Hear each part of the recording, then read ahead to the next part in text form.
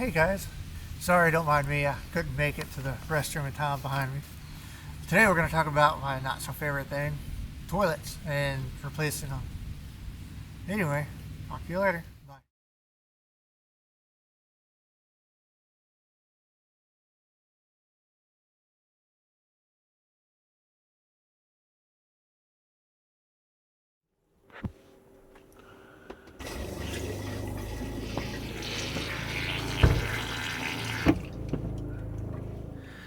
Hi guys. Hello. So, not really an exciting video, but it is what it is. I'm sure you guys mentioned my toilet woes and the problems we've had with our toilet.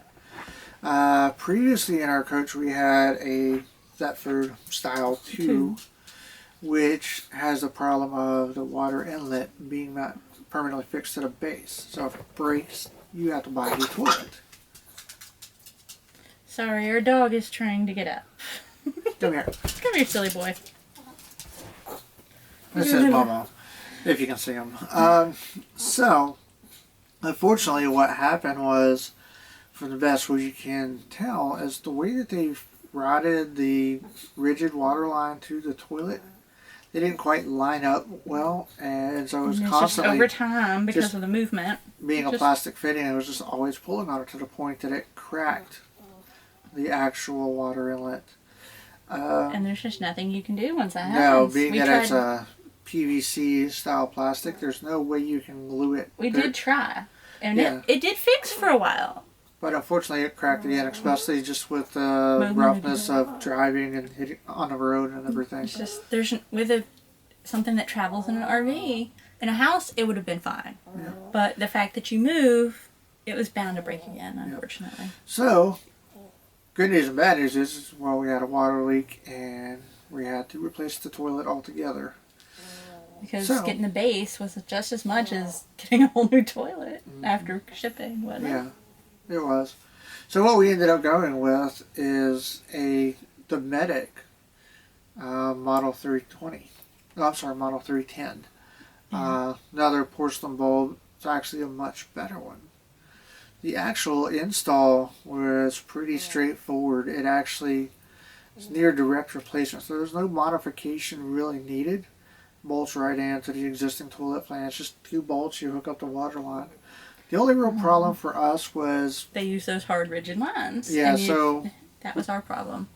We had to cut the line and basically add an adapter, so there we actually found a braided steel water line that we hooked up, so we didn't have to do any modification and a whole bunch of 90s and elbows and more points of failure to break later. In this way, in movement, it flexes and it doesn't create a stress point on either one. Yep. So actually it's better, I think. So one of the cool things about the Dometic over the old Thetford is instead of having to rebuild the toilet periodically, the entire water valve, everything, is completely toolless and removes in one single unit. You just pull it off and swap it out. There's no tools needed to replace the ball valve gasket as well. And you can very easily just take that right off and replace it as needed. Other than that, we got rid of the white toilet, went with more of a bone color, was it called? I think that's what they called it. Matches the bathroom better. It looks more like it actually belonged there. Plus, we now have a sprayer too, which is we got really the one cool. with the sprayer, which with kids. When you have kids, they leave skid marks, and you got to clean it off. Unfortunately, it's a blessing. Trust me. It looks really nice. It's porcelain too, and the really cool thing is it's got the holes around the actual basin, and so you get a better swirl and better clean out. So you'll see video footage of it and pictures of it. So all in all, it's a better. Yeah. We traded up, I think. Yeah, I do miss the old seat, but luckily with this one, you can replace the seat and standard household toilet seats actually fit. So we might upgrade that later. Maybe get a wooden one. The one that comes with it just feels cheap, though. It feels cheap, thin, and plastic. Yeah, that's why I don't like it. Anyway, talk to you guys later. Bye. Bye.